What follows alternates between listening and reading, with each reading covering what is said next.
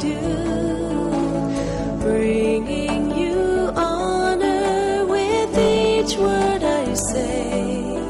I ask for your wisdom today,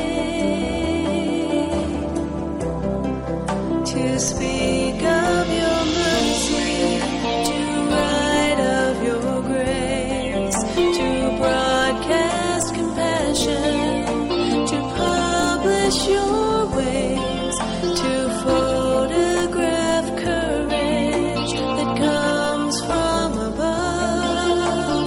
Lord, let my life communicate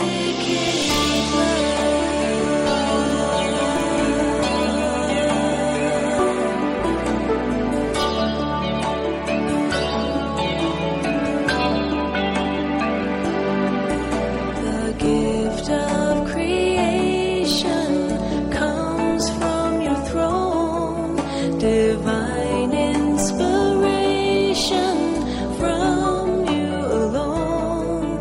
The talent inside me is there by design.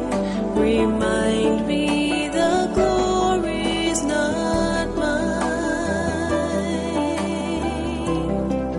To speak of your mercy, to write of your grace, to broadcast compassion, to publish your ways, to photograph courage that comes from above. Lord, let my life communicate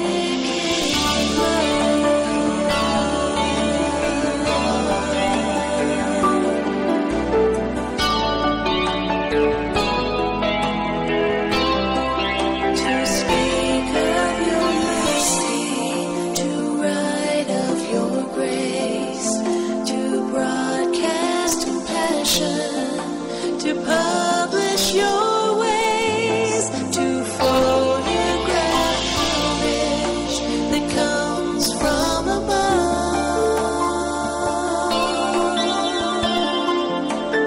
Lord, let my life communicate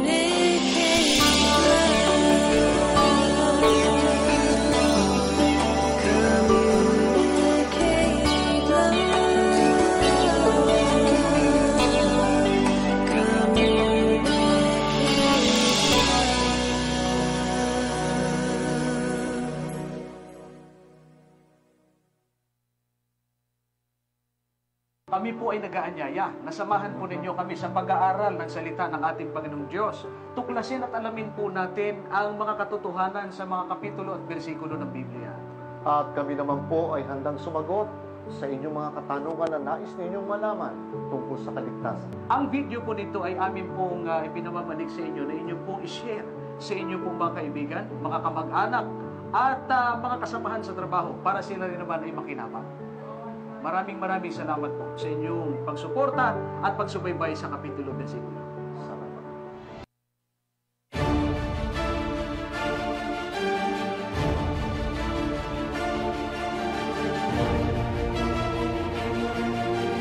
Pero kung pag-uusapan yung doktrina, kung ano yung tama, ihayag.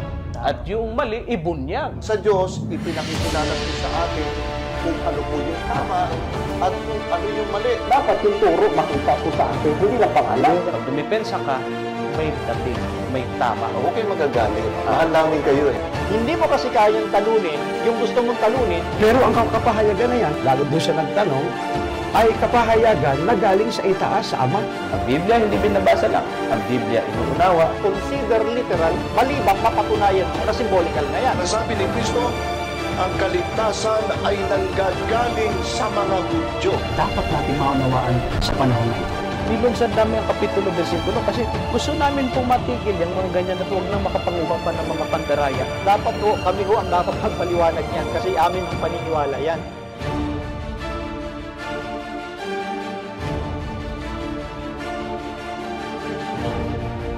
aking tanong, Brother Jerry, ay Ang tanong ko lang po, Ay, tatanong ko lang po.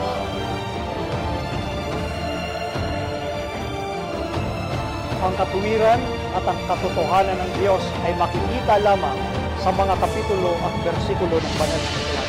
Ang sino mang nagnanais na sundin ang kalooban ng Diyos, tiyak na makikilala niya ang turo. Hinahanap niyo ba ang buong katotohanan ng salita ng Diyos sa loob ng Biblia? Hanapin ninyo sa kapitulo at versikulo. Inyong masusunod. Kapag naghahayag ka ng katotohanan, siguradong malalagtad ang kamalian.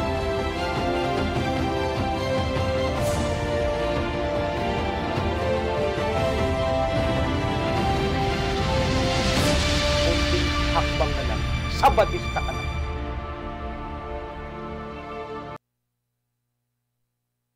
Isa pong kagalakan sa aming mga puso na muli po namin kayong madalaw sa inyong mga tahanan, mga minamahal at suki po naming taga-subaybay. Muli po kami nagpapasalamat sapagkat muli tayong magkakasama sa loob isang oras at kalahati ng ating pagtatanghal ng programang Kapitulo Bersikulo.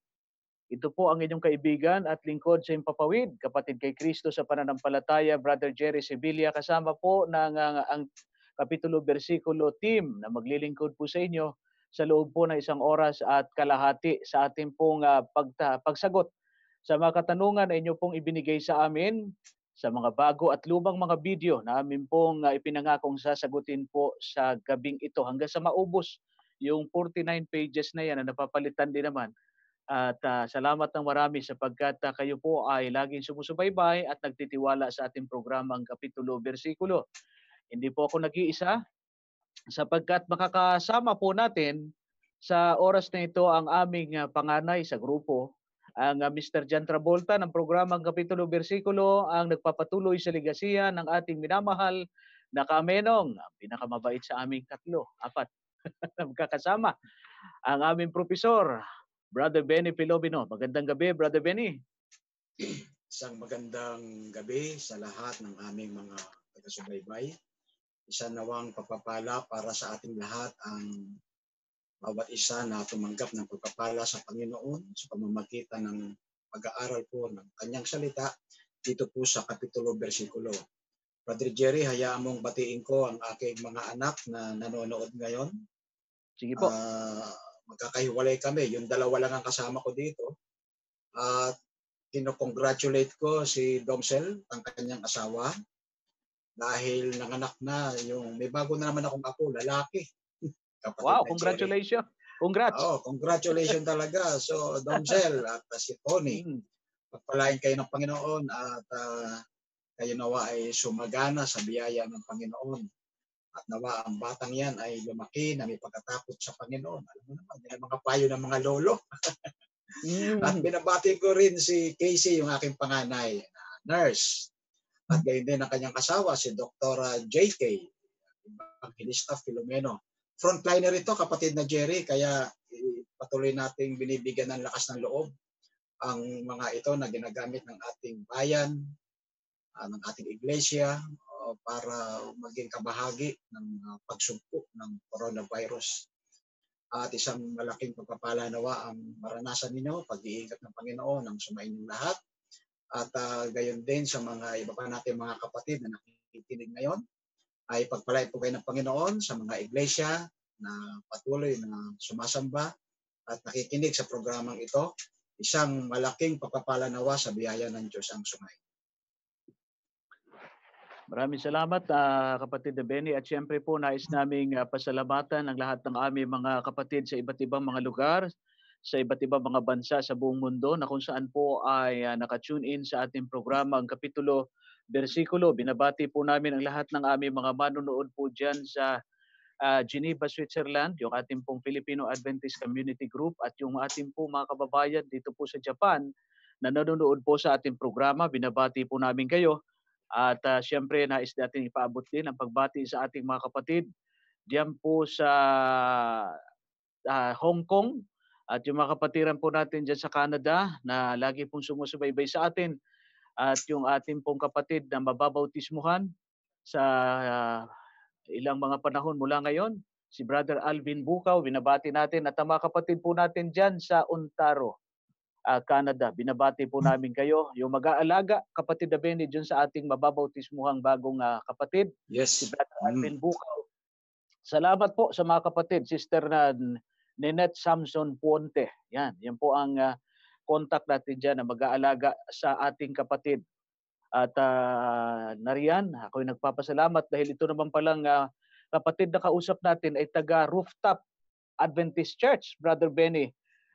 Miyembro po ng samahan ng iglesia na lokal na pinangungunahan ni Pastor Jomel Arsenal. Kaya nakakasiguro tayo na talagang sariling atin yung mag-aalaga sa ating mahal na kapatid na bagong mababautismuhan, Brother Benny. At ngayon po, dadako na ho tayo sa ating pong pagsagot sa mga tanong.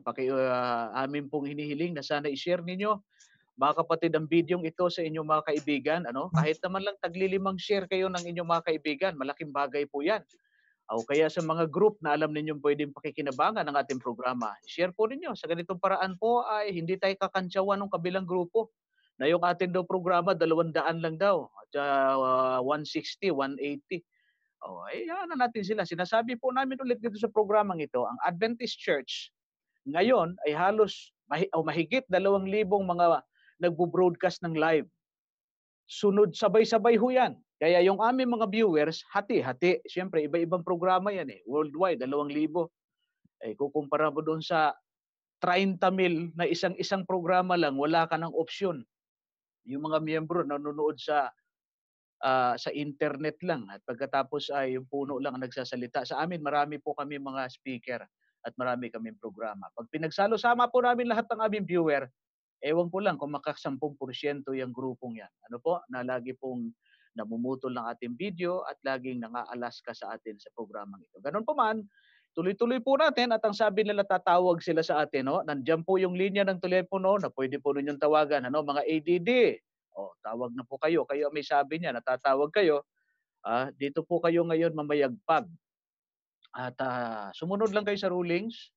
At huwag ho kayong mambastos. At sumunod lamang ho kayo sa dapat na sundan nating mga reglamento para po tayo ay hindi maputol sa ere. Yun lang naman. Meron tayong broadcasting ethics na sinusunod sa ating pong programang Kapitulo Versikulo. Ngayon po, idadako na tayo, kapatid na Benny, sa ating pong pagsagot sa mga tanong na nais po nating ipaglingkod sa ating mga kapatid. Nais kong hilingan ang Benny na manguna sa ating pong panimulang pananalangin. Tayo po ay manalangin. Muli po namin pinagtatagubilin sa iyo, Diyos, ang ginagawa naming programa ngayon. Nakikiusap kami, Ama, na samahan mo po kami. Ipagkaloob ang karunungan ng Banal na Espiritu upang maipahayag ang iyong mga salita ayon po sa iyong salita, ayon po sa iyong banal na kalooban. Buksan ang kaisipan at mga puso ng mga taong nakikinig ng iyong mga salita. Mas sapatanawa sila sa kanilang mga katanungan at ang kanilang mga kaalaman patungo sa katotohanan. Maraming salamat, Ama, sa patinig mo ng aming dalangin sapagkat ito'y aming hiniling alang-alang po sa banal na pangalan ni Jesus. Amen. Amen. Amen. At ngayon po ay amin pong inaanyayahan na kayo po ay tumawag. Special mention, mga ADD. Hindi ho kami naghahamon sa inyo. Kayo lagi yung nanggugulo sa aming mga video. Aming mga video pinagpuputol-putol ninyo pagkatapos nang gugulo kayo. Ito po yung tamang panahon, tumawag kayo. Sabi ninyo, ay, di ba, tatawag kayo. So tawag ho kayo. Yun nga lang, sumunod kayo sa regulasyon natin dito. Magpakilala kayo, banggitin ninyo ang inyong relihiyon, at sambihin ninyo kung kayo ba'y makikipag-sharing o kung kayo ba ay magtatanong. Ayan po, ganun lang ho ang kasimple. May isang tanong kayo, kung kayo magtatanong isang tanong, hayaan nyo kami magpaliwanag, at pagkatapos na may magpaliwanag, magtanong kayo ng follow-up. Ngayon, kapag gusto nyo ng sharing, dito rin sa ere, sasabihin ninyo kung kailan ninyo gusto at isiset ka agad natin yung oras at petsa. Po? Yan po ang ating usapan para hindi magulo yung ating programa kasi ang programang ito ay gagamitin natin bihikulo para po sa ating mga katanungang sasagutin sa ating pong mga taga-subaybay at saka manonood ng programang Kapitulo Versikulo. Again, Hindi ho kami naghahamon sa inyo, mga kapatid namin dyan sa ADD. Kayo ang may sabi na kayo ang tatawag. Sabi namin, ito po yung programa ngayon ay aming ilalaan doon sa mga tawag ninyo. Po, kayo po ang lagi nagsasabi niya, pinatatawag kayo ng aming mga manonood. Para sa lahat ito, hindi lamang ito sa mga kapatid namin, pati kayo. Basta matutulong kayo sumunod ng ating regulasyon, magkakasundo tayo. Ano po? Brother Benny, mula po rito sa ating sasagutin na katanungan, mula sa ating kapatid na taga Hong Kong, Brother Benny, unahin na natin ito kasi may kinalaman ito doon sa ating paksa kanina, kapatid na Benny. Ang pangalan po niya ay si Sister Felicity Pia, saan ba yung kanya? Sister Felicity Piamonte. Ito po ang kanyang katanungan, kapatid na Benny. Sabi po niya rito ay ganito, nanonood po siya sa atin ngayon. Ang, saan ba yung, itong tanong niya, kapatid na Benny, mula kay Felicity Mef Piamonte.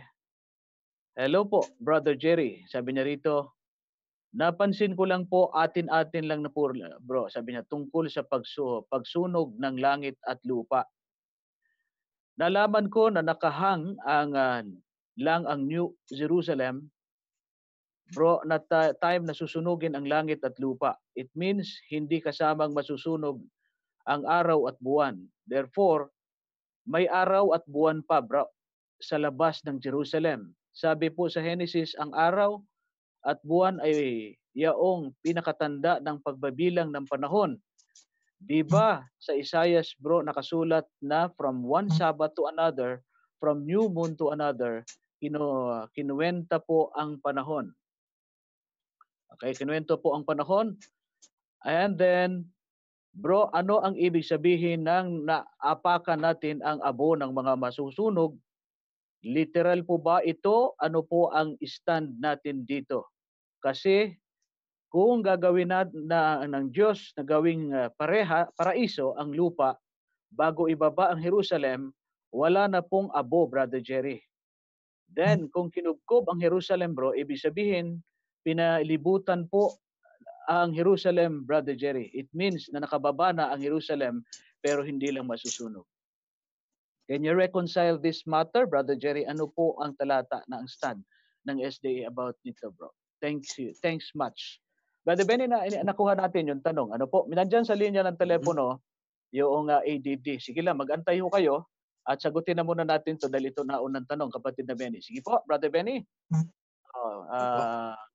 Sige, kapatid na Benny. Una, pansinin natin yung may confusion siya doon sa abo. Alam mo, itong abo, ito ay literal pero may pagka-alegorya. Bakit? Para ipakita sa isang argument o sa isang point na yung mga masasama at yung mismong kasalanan ay susunugin ng Diyos dito sa lupa. Ang tawag dyan sa maraming paliwanag ng Biblia ay yung impyerno. Yan din yung sinabi ni Kristo na siyang pagngangalit ng mga ngipin.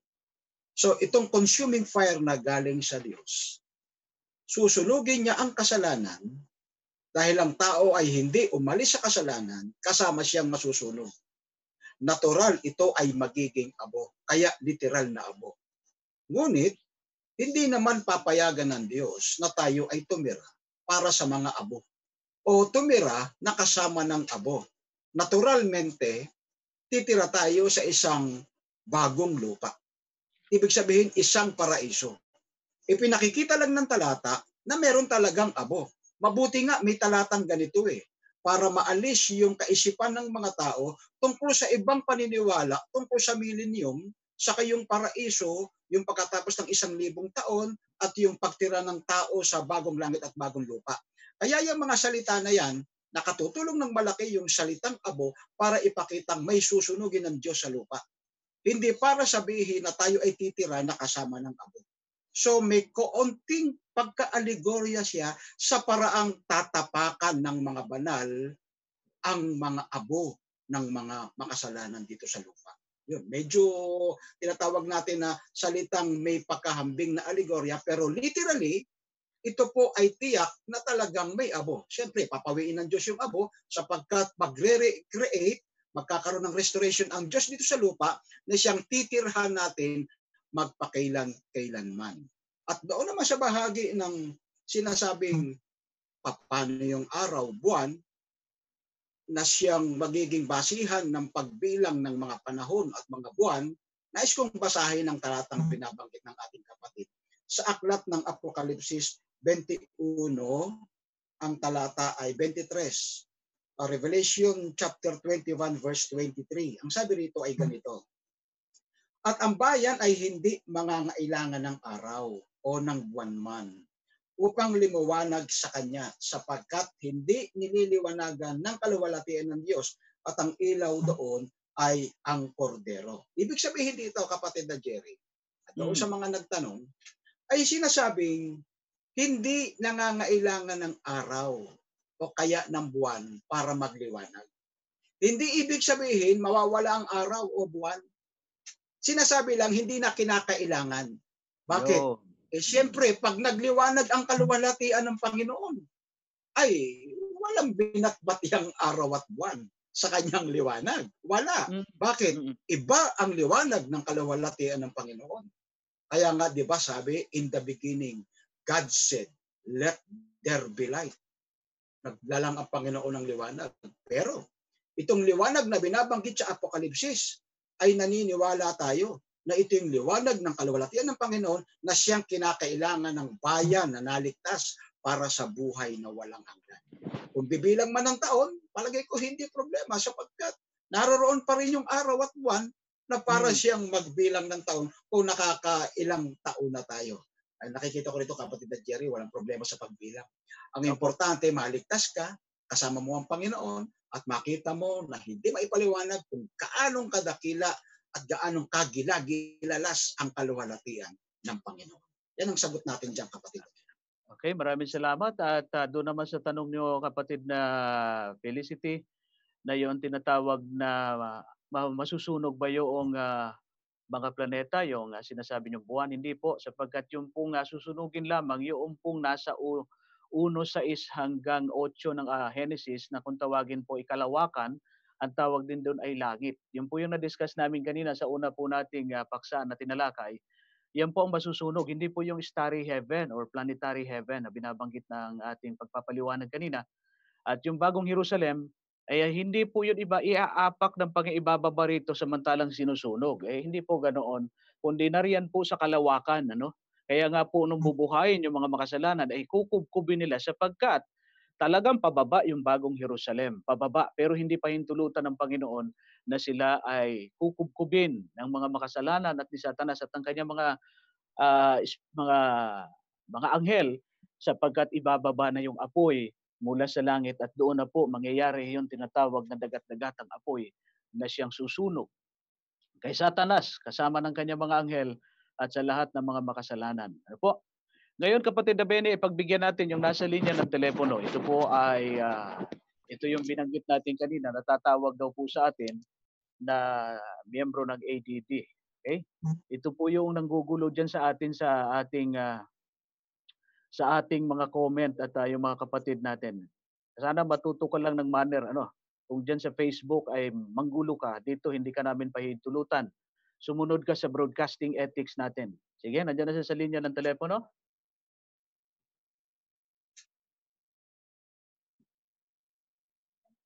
Hello? Hello? Hello? Hello po, magandang gabi po. Hello?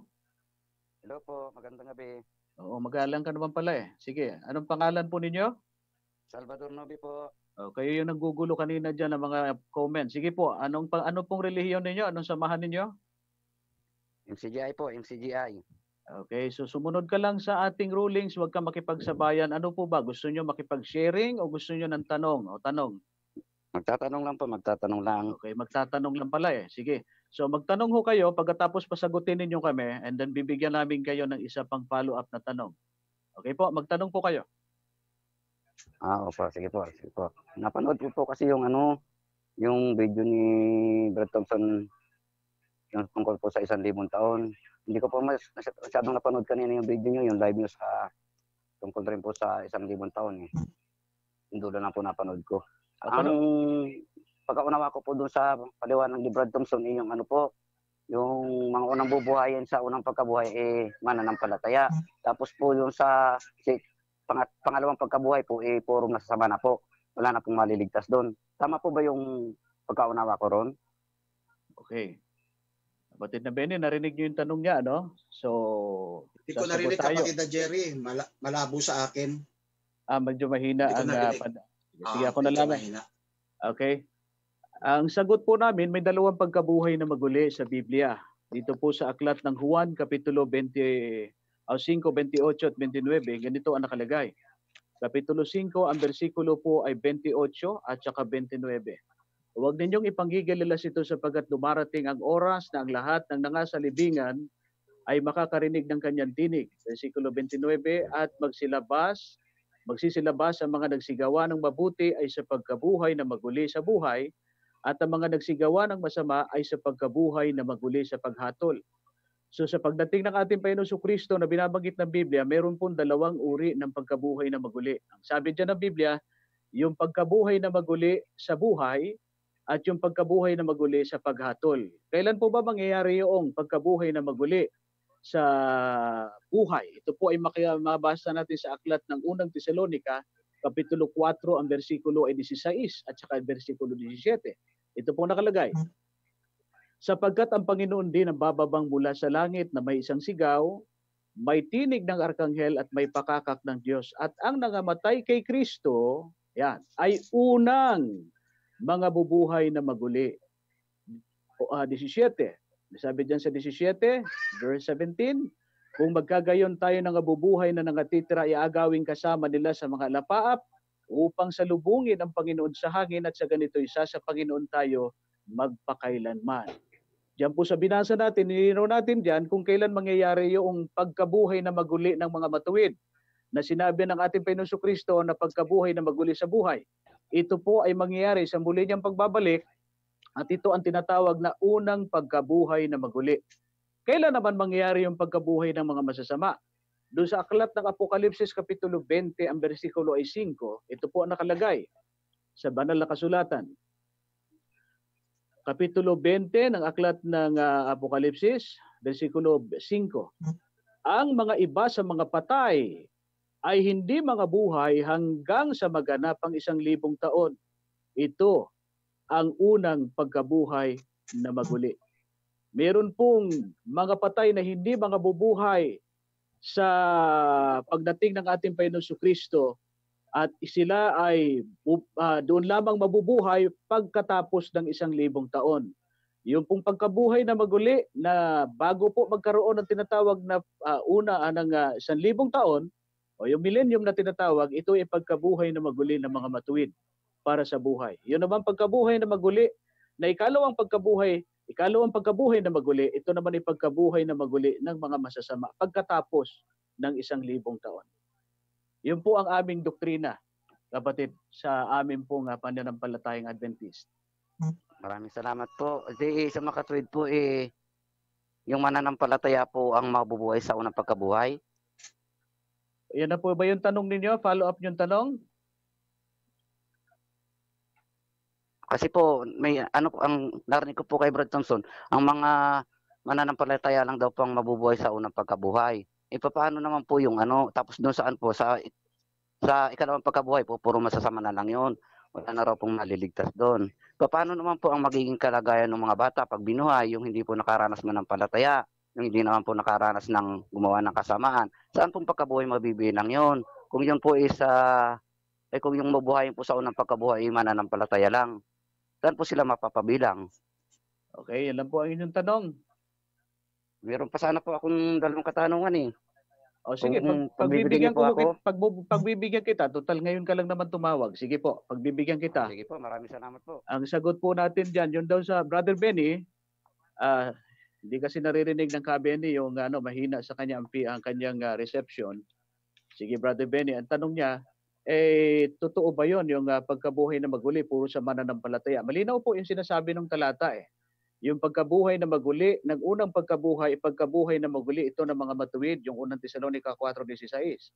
Yung pagkabuhay ng mga matuwid, yung mga mananampalataya na namatay, bubuhay na maguli sa unang pagkabuhay na maguli. Yun po ang sinasabi ng Biblia.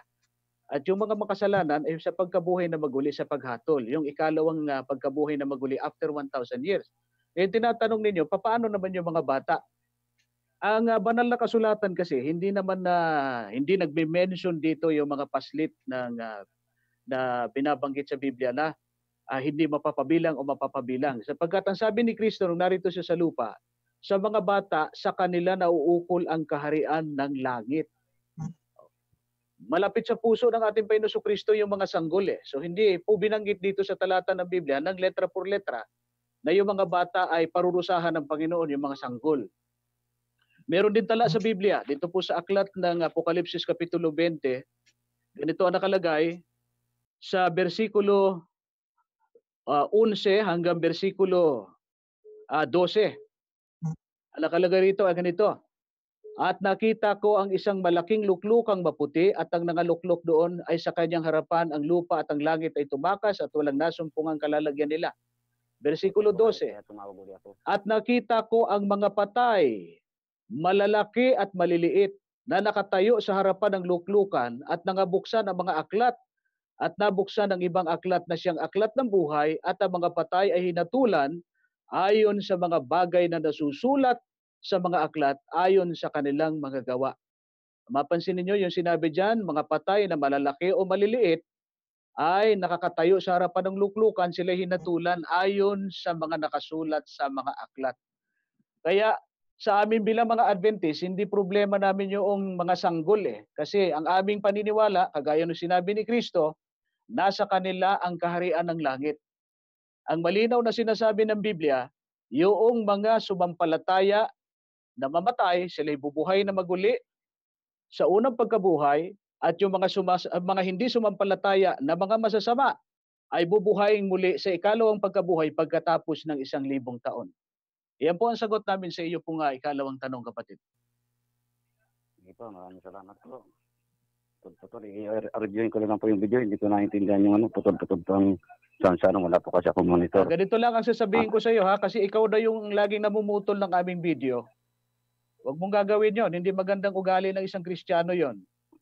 Kaya alam ko, pag rarambul-rambulin mo kami, yan kay sa programa ni Mr. Amican at saka ni Brother Thompson, pagkatapos pagdudugtong-dugtungin mo yan. Aasahan ko yan, pero sana huwag ganon, kapatid. Hindi magandang espiritu yan. Alam kong ikaw yon. Sige po. Ito po yung pangalawang tanong ko, Brad. Sige po. Opo.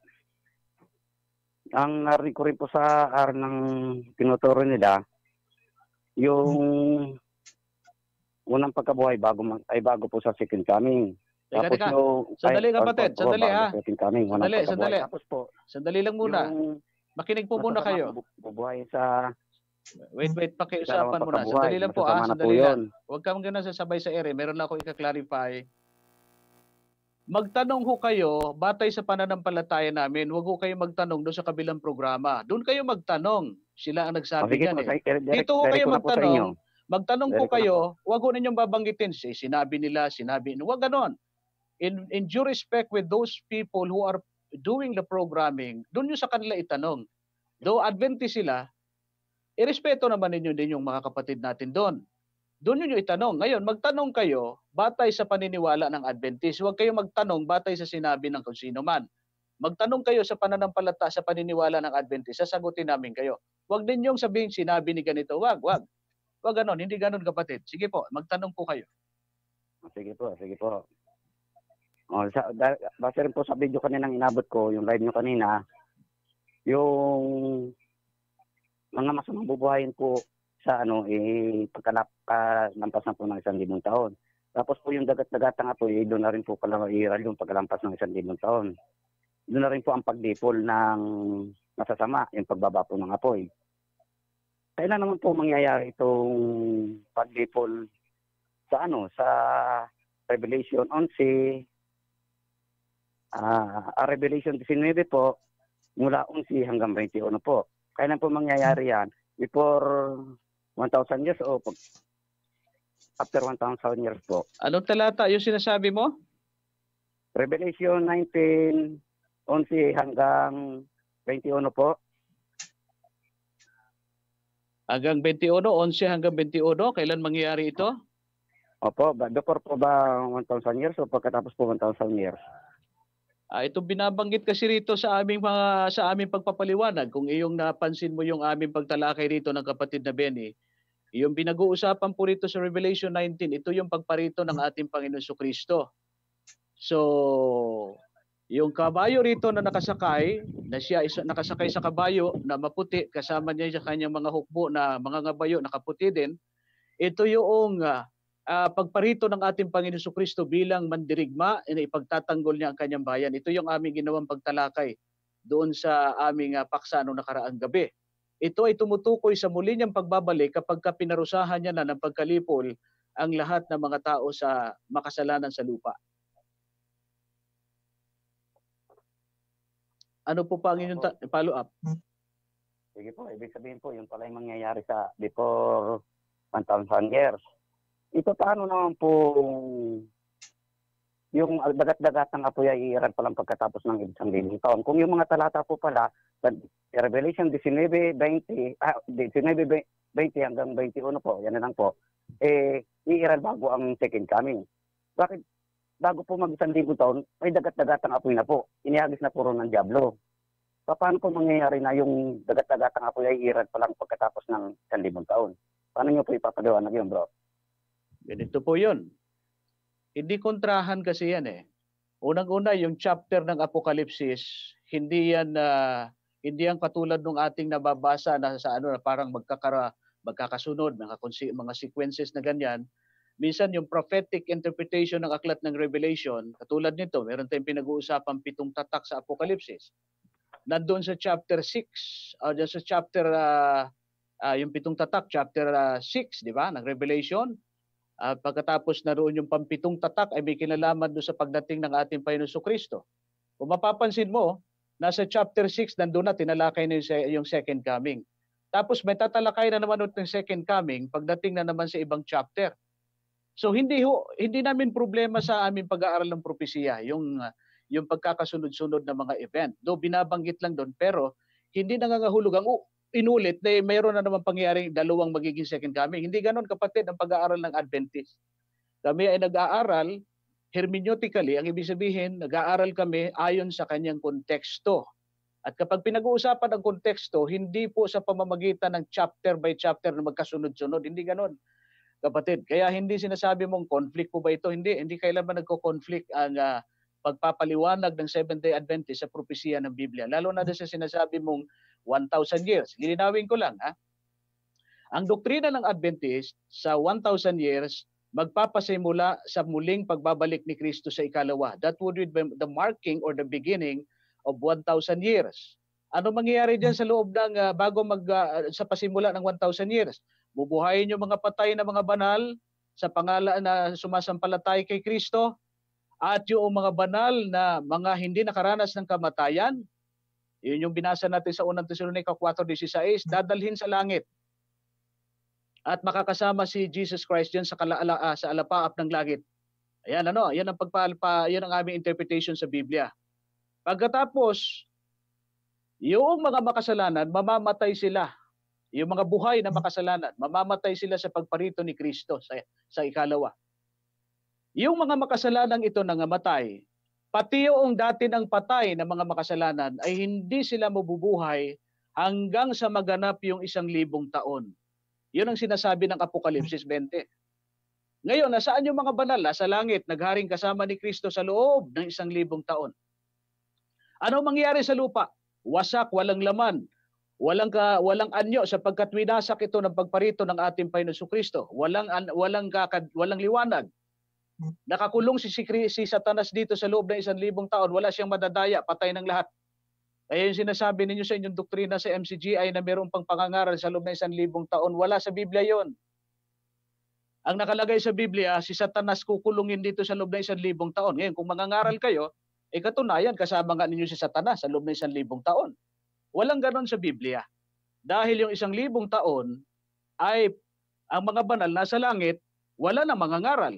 At ang natitira rito ay mga makasalanan kasama si Satanas. Ngayon, kung mangangaral kayo, sino pangangaralan niyo? Si Satanas.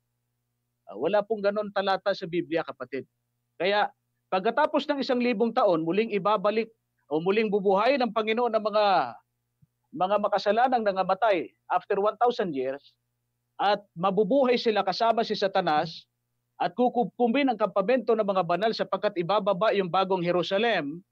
Pero doon bubuhusan ng Panginoon at pauulanan ng apoy, na dagat-dagatang apoy ang mga makasalanan. At yun ang tinatawag ng kaparusahan sa mga makasalanan. Yun ang doktrina namin ayon sa Biblia, kapatid. Maraming salamat po. Maraming salamat po sa sagot. Kasi po, yung Revelation 19 mula po 11 hanggang 21, yan po ay nasa mismong mga artikulo po ng mga .org po ng Seventh-day Adventist. At mismong nasa 25 fundamental belief nyo po, na yan po ay mangyayari bago ang 1,000 taon.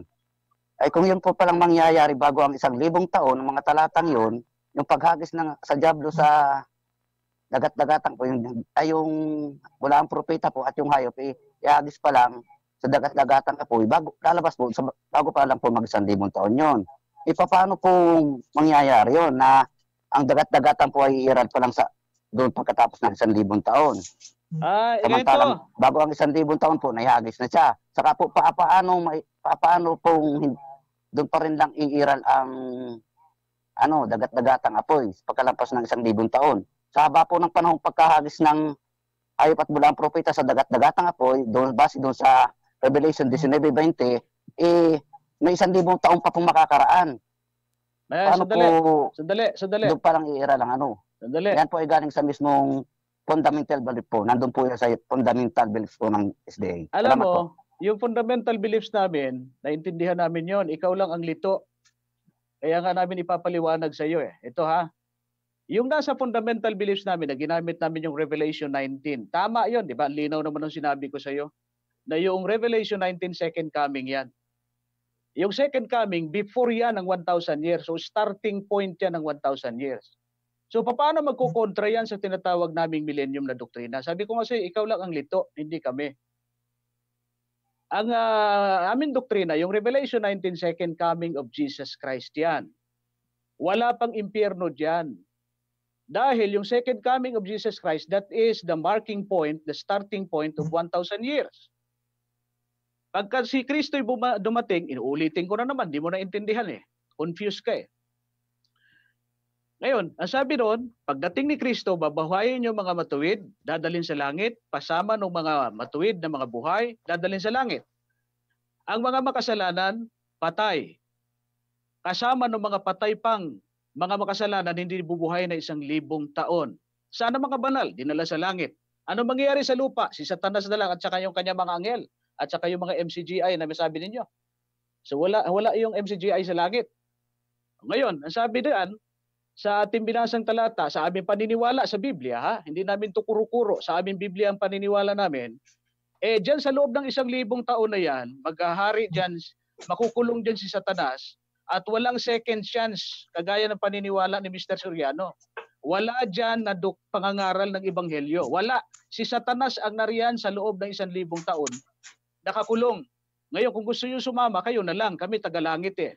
So, ang sagot natin dyan, pagka sila ay matapos na 1,000 taon, doon ibababa ang bagong Jerusalem, bubuhayin yung mga makasalanan sapagkat yung sinasabi ng Biblia, after 1,000 years, mabubuhay sila, pagkatapos kukupin ang kampamento ng mga banal, at ang sabi ng Biblia, sila ay uulanan ng apoy at sila ay pupugnawin. Yun ang dagat-dagatang apoy ng Biblia. So walang conflict, ikaw lang ang lito eh. Huwag mo na kasi pakialaman yung aming mga libro kasi hindi ka naman dapat na makialam dyan. Kami ang may karapatang magpaliwanag dyan. Libro namin yan eh.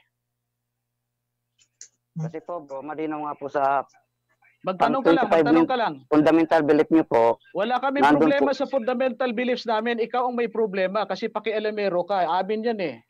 Nasa fundamental belief niyo po yung talatang 19:20. Hindi nakikinig eh. Nakikipag-diskusyon yan eh. Okay? Pakikat. Di ba sinasabi ko sa iyo, huwag kang makipagsabayan May manner of ethics tayo dito sa broadcasting. Ang sabi mo kanina, magtatanong ka lang. Pagkatapos ngayon, makikipag-sharing ka pala. Pinayagan na nga kita na magtanong ng 4 na beses na nga yan. Kung tutuusin, sobra na nga eh. Eh kaya lang, ang sabi ko sa iyo, magtanong ka, huwag kang mamahayag. Sharing pala ang gusto mo. Sabi mo, magtatanong ka. Kung gusto mo ng sharing, kailan mo gusto? Bibigyan kita ng mahabang oras. Sige po, tanong ha. Ito, sige, bigyan natin siya ng pagkakataon. Pakitanong, kung gusto ba niya, hindi, tanungin mo lang kung sharing ang gusto niya o tanong. Ngayon, kung gusto niya ng tanong, huling tanong na lang niya yan.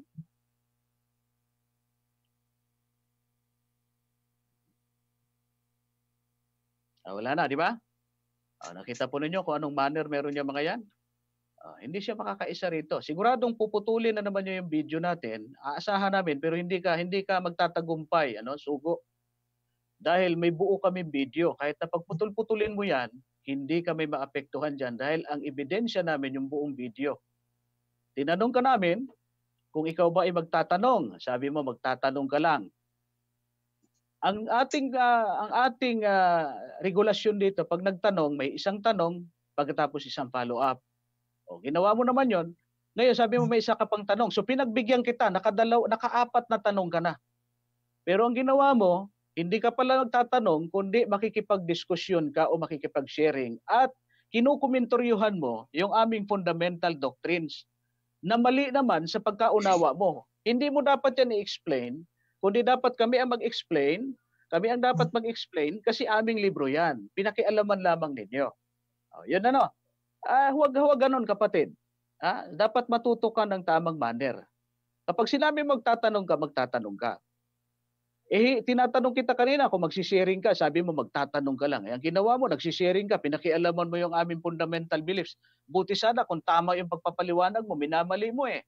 Hindi ka uubra dito kapatid. Sa kapitulo, versikulo, hindi kita palulusutin. Dahil alam ko yung style ninyo. Okay? Asan ba siya? Nasa linya ng telepono? Sige, huli na yan. Daliin ko na lang po. Yung po bang Revelation 19:20 para sa inyo po, kailan po mangyayari yon? Sinagot na kita dyan eh.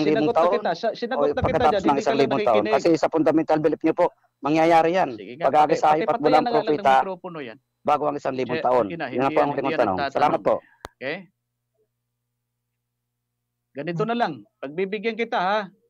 Kasi hindi ka nagtatanong eh. Kinukumpara mo na naman yung fundamental belief sa sarili mong opinion. Kami ay may karapatang gumamit ng aming fundamental belief, hindi ikaw.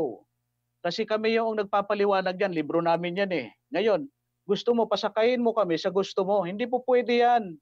Unang-una, hindi mo libro yan. Hindi ka authorized na mag-explain yan. Libro namin yan. Iminamali mo yung libro namin, pasasakayin mo kami sa linyada mo. Hindi po pwede yon, kapatid. Hindi ka uubra sa kapitulo, bersikulo.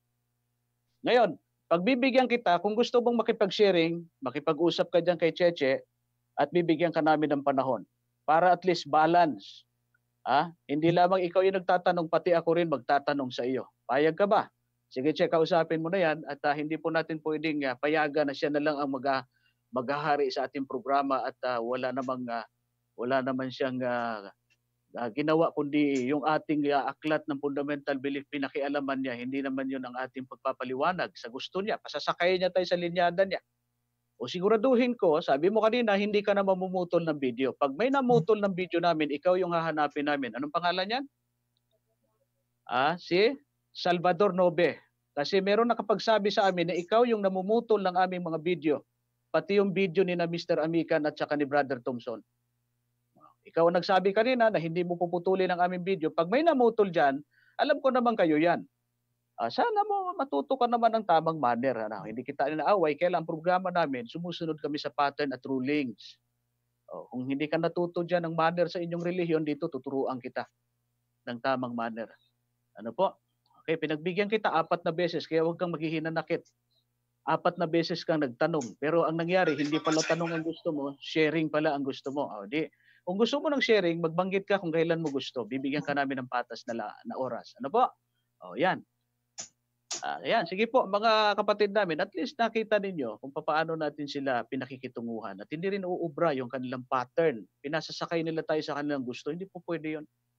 Hindi po pwede sa amin sa kapitulo versikulo yun. Lalo na kung gamitin mo yung aming libro sa pamamali ng aming understanding sa aming doktrina. Kami ang may karapatan na mag-interpret ng aming fundamental beliefs, hindi kayo sa samahan ng MCGI. Okay? Sige po, punta tayo na sa Brother Benny. Dito na tayo sa ating sumunod na tanong na sasagutin. Okay, next question tayo. Kapatid na Benny, mula po rito sa ating mga kapatid na may tanong sa atin. Sige po. Saan na ba yun? Brother Benny, naririnig mo pa ba ako? Kasi mahina daw ang kanyang Yes. video kaya hindi ka maririnig yung ating tumatawag. Nadidinig kita, yun lang nasa telepono ang hindi ko madinig. Sige. Brother Benny, may comment ka ba? Siguro narinig mo naman yung aming palitan, kapatid na Benny, bago tayo dumako sa tanong. Opo. Opo. Tayo naman, kapatid na Jerry, marahil ay sa mga ganyang bagay ay napoproseso tayo o natututo tayo. Dahil mula nung pinagbigyan ng ating programa, ang mga callers na kagaya nila, kahit kailan wala naman po tayong natandaan na nakasunod sa tamang procedure o kaya sa tamang prinsipyo ng tawagan. Kaya kahit isa ay wala naman po tayo talagang nakita na nakasunod sila. Kaya sa maaring pagkakataon pa sa kanilang pagtawag, marahil ay ganun uli at hindi sila nakakasunod. Ganun pa man, nakikita na rin at napapakinggan ng ating mga audience na yung sistemang yan ay hindi, samantalang hindi sila nakasusunod sa bagay na yan, at least kahit paano, kapatid na Jerry, ay naipaliwanag mo, naipapaliwanag natin sa unang bahagi, yung mga doktrinang nais nilang malaman. Kung nga lamang, ang akin lang comment, isa pa, sana ay hindi na maulit yung tatawag sila at magkakaroon uli ng ganyang problema at nagiging hindi na pakinabang sa mga audience natin sapagkat ang nakikita nila ay yung atin ng pagtutuwid na palagi na natin sinasabi at yung kanilang hindi pagsunod ay nagiging dahilan din ng pagkalabo para doon sa iba na kagaya nila na hindi rin nakakaabot doon sa tiyak na katotohanan. Okay, maraming salamat. Kaya nga po tinatanong na natin ngayon at isa suggestion na binigay sa atin at ating sinusunod na tinatanong natin kung anong pangalan nila, anong relihiyon at kung sila ba ay magtatanong o sila ay magsisharing. Malinaw naman ang sinabi niya, magtatanong lang po ako. Pero later on, ay gusto na palang igigiit niya yung kanyang sarili, may sharing na pala. Kaya, pag sinabi mo sa sharing, sharing na. Hindi yung magtatanong ka, uubusin mo yung oras natin. At paulit-ulit na lamang yung sinasabi, hindi po pwede po yan. Brother Benny, dito na tayo sa ating mga tanong na sasagutin mula kay Adelaida Trajano. Tanong ko lang po kung may hangganan ba ang pagkasunog sa apoy ni Satanas at ng mga makasalanan. Ayan, may kinalaman yan doon sa ating pinag-aaralang millennium. Brother Benny? Opo. Kasi nga naman talagang palagi tinatanong yan tungkol sa may hangganan. Kaya yung tinatanong sapagkat may talata tayong nababasa diyan sa Apokalipsis 16, mabuti pa basahin natin, kapatid na Jerry, para mabigyan natin ng linaw itong palaging tinatanong sa bagay. Makatutulong ito doon sa mga hindi pa nakakaalam ng pangungusap na yan. Basahin natin ang isang pangungusap dito sa aklat ng Apokalipsis. Ang talata ay 14 at 11. Babasahin ko po, sabi rito sa 14:11 ng Apokalipsis. At ang usok ng hirap nila ay magpapailan lang, magpakilan-kailanman. At sila'y walang kapahingahan araw at gabi. Silang mga nagsisamba sa hayop at sa kanyang larawan at sinumang tumanggap ng tanda ng kanyang pangalan. Para nga namang ang impyerno ay walang hanggan. Pero tingnan natin sa isang kaisipan, kapatid na Jerry, kung ang Diyos ay pag-ibig, sa isang taong hindi nagsisi at susunugin, gagawin ba ng Diyos ang bagay na ito? Nang isang makasalanang hindi nagsisi ay parurusahan ng ganitong walang tigil araw at gabi? Ito pong pangungusap na ito ay hindi po ganun ayon sa iniisip ng tao. Kasi po yung salitang apoy na walang hanggan, yan po ay karakteristik sapagkat Diyos ang susunog. Ibig sabihin, kapag ang Diyos ang nagsunog sa makasalanan, hindi kayang patayin ng sino man. Yun ang ibig sabihin nun. Yan ay apoy na walang hanggan. Kahit anong gawin mong pagpatay dyan, hindi yan mapapatay. Yun ang ibig sabihin. Pero hanggat may sinusunog yan sa tamang grammar ng pangungusap na yan, sa konteksto, hanggat may sinusunog, ay masusunog siya. Pag siyempre abo na siya, wala ng apoy. Tignan natin ang isang halimbawa sa aklat ni Jeremias 17:27. Tignan po natin, kapareho po yan, yung mga pangungusap na yan. Tignan po natin yung 17:27 ng Jeremias. Ang wika rito ay ganito, 17:27. Ngunit kung hindi ninyo didinggin ako upang ipangili ng araw ng Sabat, at huwag magdala ng pasan at pumasok sa mga pintuang bayan ng Jerusalem sa araw ng Sabat, kung magkagayoy magsusulsul ako ng apoy sa mga pintuang bayan niyaon at pupugnawin niyaon ang mga palasyo sa Jerusalem at hindi mapapatay. O, napansin po niyo yung salitang hindi mapapatay, pero punta ka sa Jerusalem ngayon, wala nang apoy na ganyan. Ibig sabihin, hanggat may masusunog, susunugin ng Panginoon. Kasi yan po ang ibig sabihin niyan, everlasting fire. Hindi yan titigil hanggat hindi natatapos ang sinusunog. So, papapansin natin dyan na ito ay ginagamitan din ng tamang grammar. At pagkatapos yung abo na tatapakan, Malakias 4:3, nakita mo, nagiging abo. Kapag abo na, ibig sabihin walang apoy, di ba? At tatapakan ng mga banal ang abo ng mga makasalanan. So, bakit abo? Wala na yung apoy.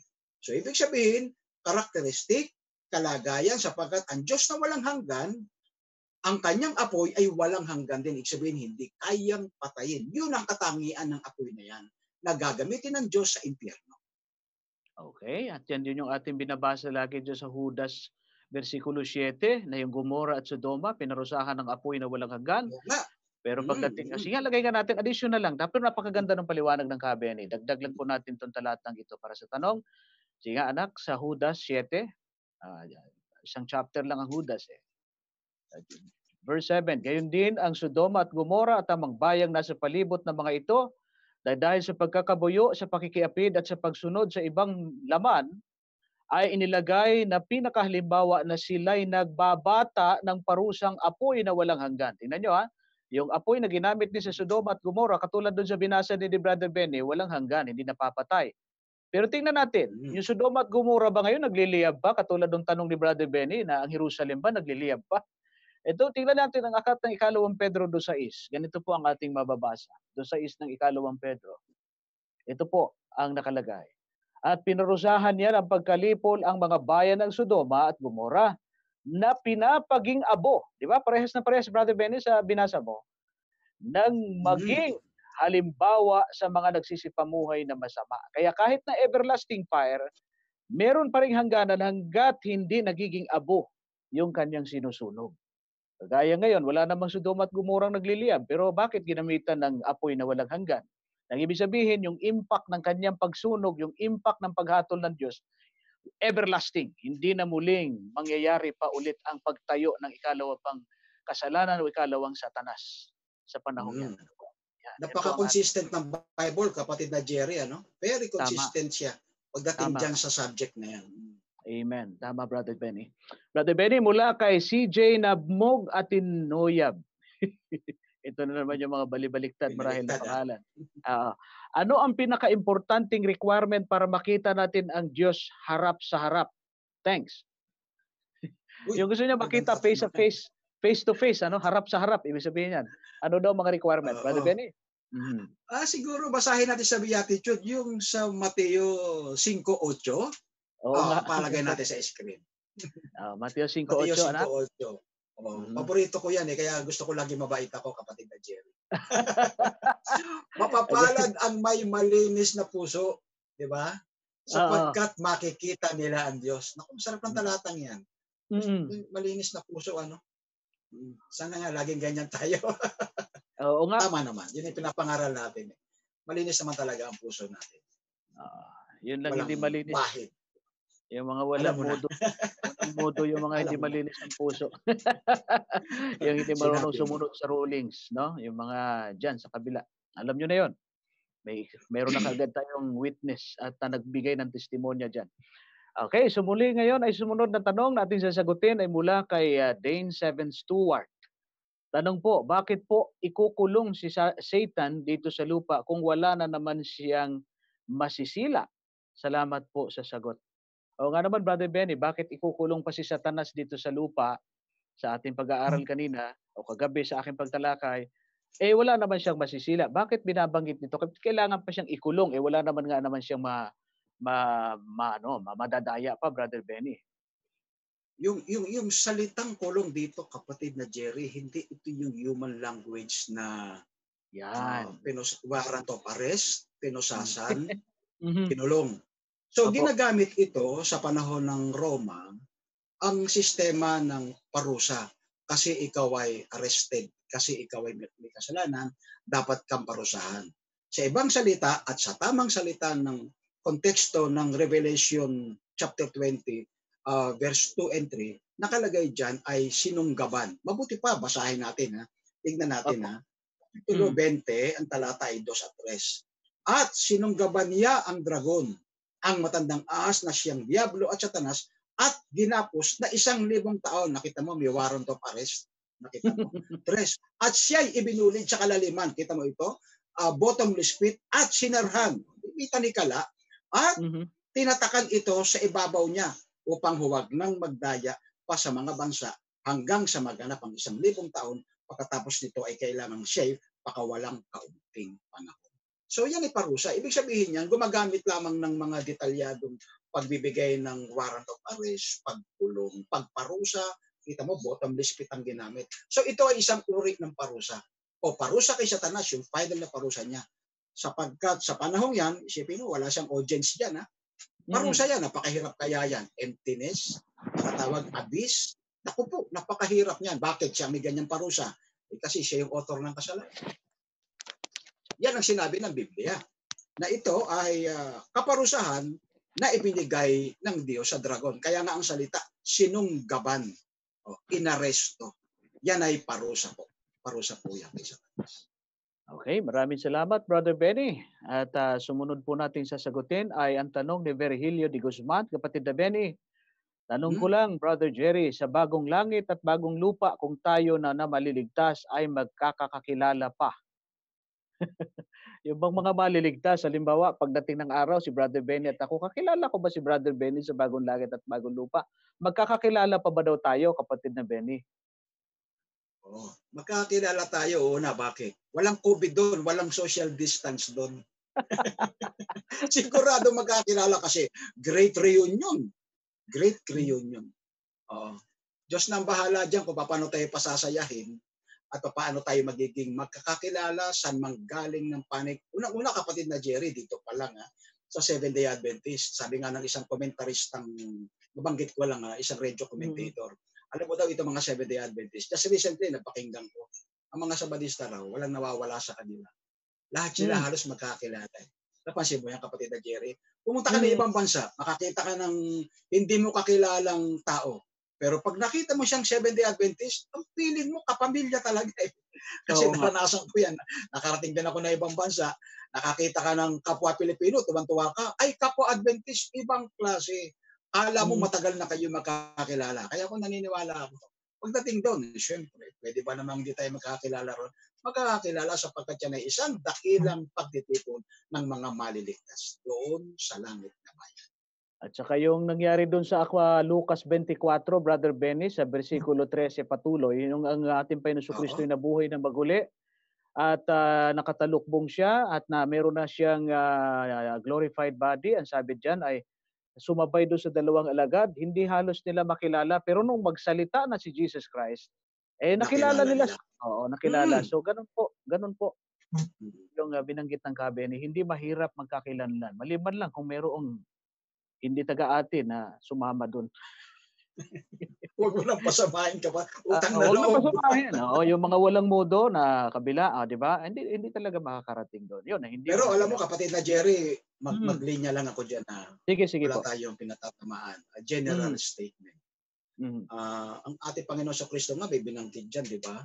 Sabi niya, huwag ka nang pinigilan niyang mangaral pa, baka sila ay mga hikayat pa. Ibig sabihin ng ating Panginoon, mahirap mahikayat yung close yung mind. Totoo at yan. lumalaban sa katotohanan. Yun ay isang alegorya pero may wisdom o may katotohanan sinasabi. Naku, baka sila yung mga nagsisi pa. Di ba? Kaya ibig sabihin, meron talagang mga tao na isinara na nila yung probation sa kanilang pag-iisip. Di ganun, no? Wala tayong tinutukoy na particular na person. Generally speaking, sa pangkalahatan, kapatid ng Jerry, may panganib kapag ang pag-iisip ng isang tao ay nakasara sa mga katotohanan ng sinasambit ng salita ng Panginoon. At saka lalo na kung panatiko ka, yan ang number 1 nagpapasara ng utak nung marami. Di ba, Brother Benny? Yung ikaw ay fanatic, ikaw ay sobrang panatiko sa puno, sa iyong iniidolong mga ngaral na to the point na pati iinumin mo. Yan, yung mga ganon.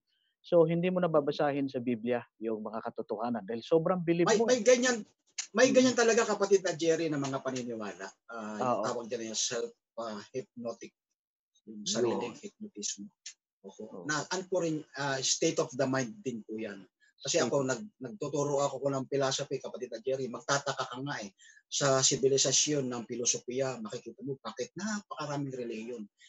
Itong resulta ng 19th century sa atin, 20th century, makikita mo iba't ibang reliyon. If you look back sa mga philosophy, makikita mo, wow, ang yaman ng mga information. Bakit may mga ganyang paniniwala? Most of them are, ang kanilang paniniwala doon sa puno talaga. Isa-isahin natin, maraming relihiyon. Kita mo, merong mga relihiyon na ang pinagsasalita lang nila yung kanilang puno, yung kanilang pare, yung kanilang ministro. Pero sila, napansin mo, nag-aaral ba sila ng Biblia? Yung mga miyembro? Hindi. Pansin mo? Hindi. Halos lahat yan, kapatid na Jerry. You name it.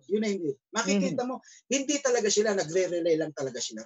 Isang uri pa rin yan ng filosofiya. Tsaka yung tinatawag na pagma-mindset ng isang nagsasalita.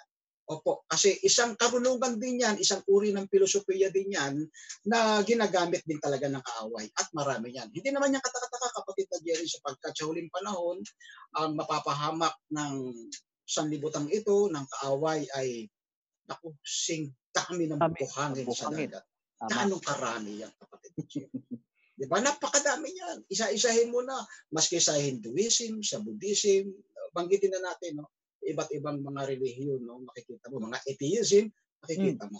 Nakalulungkot lamang na meron pang marami talagang ganyan. Ako, nagpapasalamat ako bilang testimony na tuloy ako, bilang Seventh-day Adventist. Sa kapitulo bersikulo, maraming nai-educate, kapatid na Jerry. Marami akong mga tanggap na balita. Praise God. At maganda ang ating, maganda naman ang mga feedback ng mga kapatid sa kapitulo bersikulo. Ilan lang naman yung hindi gusto yung ating style. Ilan lang, mabibilang mo lamang yan sa 10 daliri. Kukunti lang yan. Baka nga 3 lang or 5. Pero dito, itong programa natin, talagang nilaan natin to defend the truth ng Biblia. Pag dumipensa ka, hindi ka pwedeng babakla-bakla dito at lalamya-lamya. Yan po ang aming gustong sabihin sa inyo, mga kapatid. Iniingatan lang namin yung aming mga sinasabi kasi baka madala kami ng emotion. Yun lang ang aming iniingatan. Pero yung tigas ng aming pangangatuwiran, mas matibay pa yan sa asero dahil yan ang ating katotohanan taglay sa loob ng bayan ng Diyos. Po, ang bumangga sa katotohanan ng Diyos, magigiba. Yan ang aming igagarantiya po. Dahil ang Adventist Church talagang pinagkalooban ng mga katotohanan hindi kailanman mababaluktot at magigiba ng kaaway. Punta tayo, Brother Benny, mula sa tanong ni PL Abacan. Good PM sa lahat. May tanong po ako kay Sir Jerry. Kahit na kay Brother Benny ko na lang ibabato, kapatid ha. Nung pinako po si Jesus, di ba po sa pagkatao siyang anyo, ba't po sinabi niya na Panginoon, Panginoon, bakit mo ako pinabayaan? Di ba naman po sumasampalataya naman siya kay Lord? Salamat po. Brother Benny? Di ba pinako si Kristo daw nung mamatay, di ba pinako siya, di ba sa pagkatao siya, napako yung kanyang siya sa anyo ng pagkatao. Bakit daw sinabi niya, Panginoon, Panginoon, bakit mo ko pinabayaan? Di naman sumasampalataya naman siya. Nasa Mateo 27:46. Nais kong basahin, At nang malapit ng oras na ikasiyam, ay sumigaw si Jesus ng malakas na tinig na sinasabi, Eli, Eli, lama sabachthani.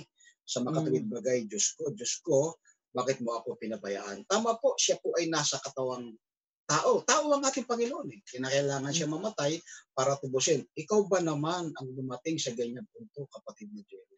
May pananampalataya, of course, ang ating Panginoon. Pero bilang tao, sabi niya, Diyos ko, bakit mo ko pinabayaan? Sa sobrang sakit na dinanas ng ating Panginoon, ang pumatay sa ating Panginoon ay ang kasalanan ng sanlibutan. No, ikalawang sagot natin ay ganito. Sa sulat ni Ellen White, hindi ko lang alam kung saan, pero nabasa ko ito, kapatid na Jerry. Opo. Anong ang ating Panginoon Kristo ay nakabayubay sa krus at malapit na siyang mamatay? Hindi kayang pagmasdan ng Ama sa langit. This is very dramatic scenes, eksena ng ating Panginoon nung siya ay malapit ng mamatay. Hindi kayang pagmasdan ng Ama sa langit itong kamatayan ng kanyang anak. Kaya ang ating Ama ay waring tumalikod sa pagkat hindi niya kayang pagmasdan. Yun ay salita lamang na isang pagdadrama. Kaya sabi ng ating Panginoon sa Kristo, Diyos ko, bakit mo ako pinabayaan? Wala to sa Biblia sinasabi ko. Pero baka mamaya, sasagot natin, sabihin, nasa Biblia ba yan? Yariin na naman tayo nito. Puputulin ito ka yung na sa naman aming ito. propetisa. Sabi ng Panginoon, Ama, anak, hindi kita pinabayaan. Hindi ko lang kayang pagmasdan ang paghihirap na dinadanas. Sabi ng drama na ipinakita sa ating propetisa. So, ganun lang, no? Pero una sa lahat, tama na ang ating Panginoon ay namatay sa kanyang kalagayang tao sapagkat bilang tao, ito ay sigaw ng pangkaraniwang tao kahit sumasampalataya. Okay, gusto laming lang kong klaruhin kasi baka putulin na naman ito ng mga master ng pamumutol. Yung sinabi ni Brother Benny na wala sa Biblia itong aking sinasabi, ang ibig niya sabihin po ay nasa sulat ni Mrs. White na hindi naman kumukontra sa Biblia. Yung verbatim na mga salita. Di ba, Brother Benny? Yun yung ibig niya. Yes. Pero yung diwa, yung essence, yung katotohanan, nakapundar pa rin sa Biblia. Kasi hindi naman tayo naniniwala na kailangan letra por letra, verbatim, kailangan mababasa sa Biblia.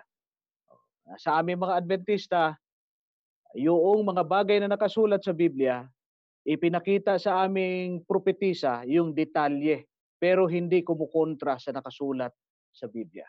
Yun ang ibig sabihin ni Brother Benny. Unahan lang natin yung master dyan sa pamumutol ng ating mga video, yung tumawag kanina.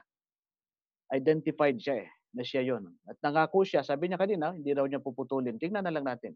Pero ang mga kapatid natin dyan sa video natin ngayon, nagsasabi, sige, abangan ka namin. Bahala na kayo mga kapatid. O pag kami nakita kayong pinuputol ulit.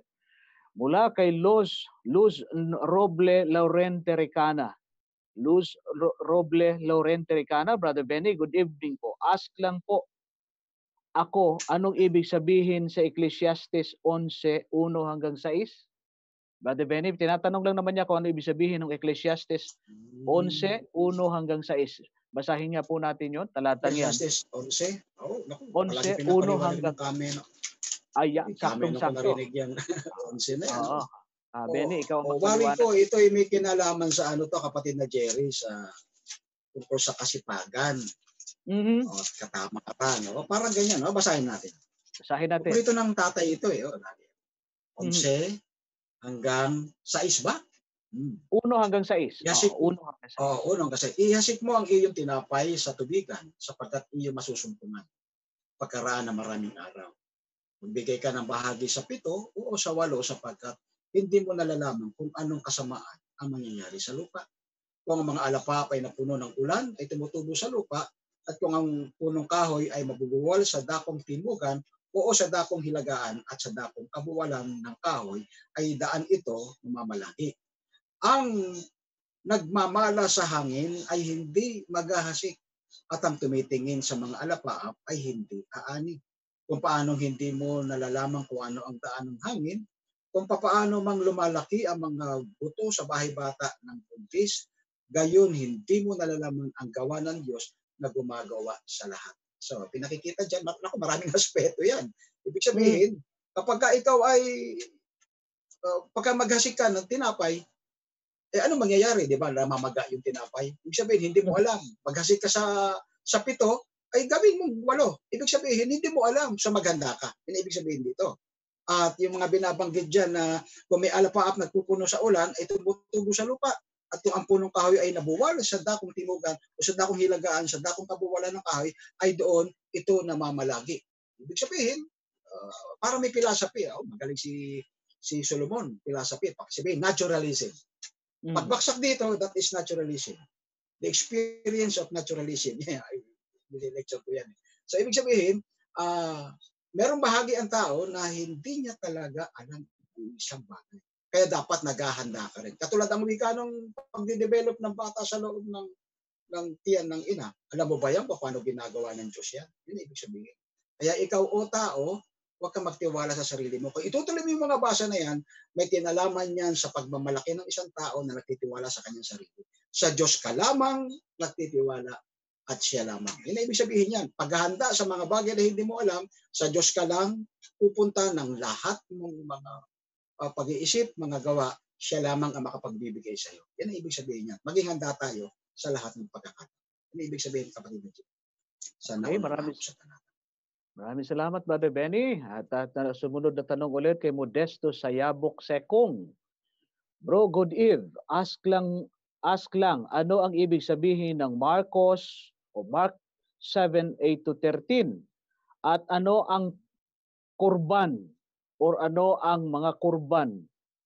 Brother Benny, tinatanong niya kung ano ibig sabihin ng Mark 7:8-13 at ano yung kurban o mga kurban.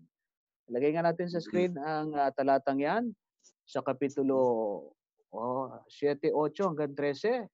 Nilisan ninyo ang utos ng Diyos at inyong pinanghahawakan ang pinanghahawakan ang salit-saling sabi ng mga tao.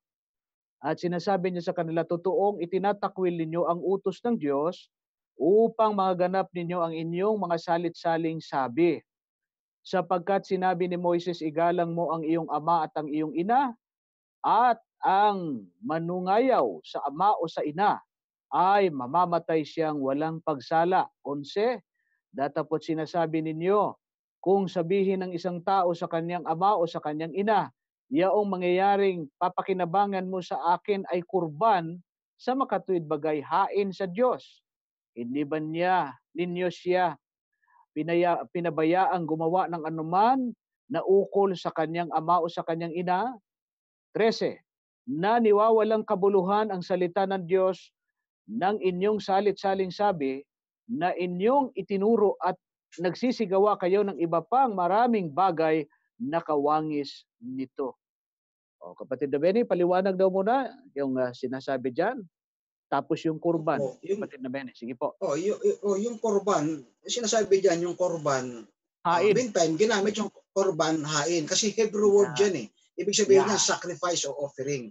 So that time, ginamit dyan, although na Greek word ang ginagamit sa New Testament, pero meantime, ginamit yung salitang Hebrew word na kurban. Ibig sabihin hain o offering, sacrifice.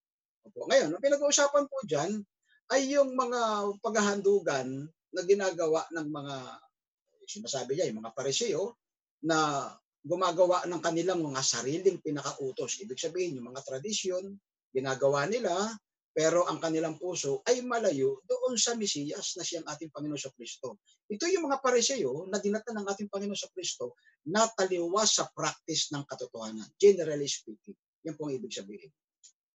Okay, salamat. So, yung tradisyon laban sa kautusan ng Diyos, yun. Sumusunod kayo ng mga tradisyon. Kung kontra sa kautusan ng Diyos, yun ay hindi maganda. Yun po. Sumunod na sagot sa tanong na ating sasagutin, Brother Benny. Nawala yung aking, yun. Ito po ay bagong tanong na dumating sa atin mula kay ICU. I, mata, tapos C, tapos U. ICU. Okay rin Pwede rin ICU sa hospital. Pwede pong magtanong. Nabanggit po yung glorified body ni Kristo bago po Kristo. Bago po ba siya nagkatawang tao, wala siyang glorified body? Brother Benny? Bago siya magkatawang tao, wala ba siyang glorified body? Siguro, hayaan mo muna. Sige, Brother Benny. Sige, sa'yo na lang. Sige. Ito po sagot ko riyan. Bago magkatawan ng ating Panginoon Kristo, pag sinabi kasing glorified body, ito yung katawan na nanggaling sa kamatayan, na binago. Ang tawag din natin sa termino natin sa pag-aaral ng Biblia, glorified body. Ngayon, kung tanatanong ninyo, si Kristo ba bago nagkatawang tao may glorified body? Wala, kasi wala pa naman siyang katawang namatay na nabuhay. Hindi pwedeng tawaging glorified body yung kanyang being noon. Ang meron sa kanya, bago siya nagkatawang tao, Diyos. Basahin natin. Ang nasa Juan 1:1, pagkatapos diretso natin ng 14. Ito po ang sagot na sabi ng Biblia. Nang pasimula siya ang berbo at ang berbo ay sumasa Diyos at ang berbo ay Diyos. O, yung kalagayan ni Kristo bago siya magkatawang tao, berbo. Ito pa ang katunayan, versikulo 14. At nagkatawang tao ang berbo at tumahan sa gitna natin at nakita namin ang kanyang kaluwalhatian. Kaluwalhatian gaya ng sabugtong na ama na puspos ng biyaya at katotohanan. Yung pong katawan ng ating Panginoon Kristo bago siya nagkatawang tao, hindi glorified body, kundi katawan na may anyong Diyos. Yun nga rin yung binabasa natin doon sa Pilipos 2:1-8, na siya bagamat nasa anyong Diyos, ay inari niyang isang bagay na hindi ipinantay niya ang kanyang sarili sa pagka-Diyos. O yun po, kaya yung katawan ni Kristo, o yung kanyang being bago siya nagkatawang tao, ay meron pong anyong Diyos sa pagkatunay na Diyos. Nung nagkatawang tao siya, yung pong kanyang katawang laman, yun ang nag-glorified na katawan. Pero yung kanyang pagka-Diyos, hindi po kailan tinawag na glorified body, kundi yun po ay kadyusan. Kung ano po yung kalagayan ng ama, yun din yung kalagayan ng anak bago siya magkatawang laman. Ano po? Okay. Kapatid Benny, baka mayroon ka gustong ipahabol o doon natin sa sumunod na tanong? Sige, dagdag lang po. 3:21 sige, ng Pilipos. Yan, Opo, sakto. 3:21 ng Pilipos. Tama-tama. Yung introduction mo, ito yun sinasabi. 3:21 Yan. ng Pilipos. Tama yan. Na siyang magbabago ng katawan ng ating pagkamababa upang maging katulad ng katawan ng kanyang kaluwalhatian ayon sa paggawa ng naipagpapasuko niya sa lahat mga bagay sa kanya. Tama po yun. Thank you so much, Brother Benny. Mula kay ICU ulit, kailan po ang third coming? Brother Benny, ako na sumagot. Ang third coming, yun po ay mangyayari after 1,000 years. After millennium. Yung second coming, before millennium. Yun ang second coming. Yung third coming, sa muling pagbabalik ni Kristo kasama yung mga banal na nasa bagong Jerusalem. Yun ang third coming, after millennium po. Brother Benny, di ba? Tama ang aking... Yes, tama po. Okay, next question, Brother Benny. Mula po kay Arian Modina.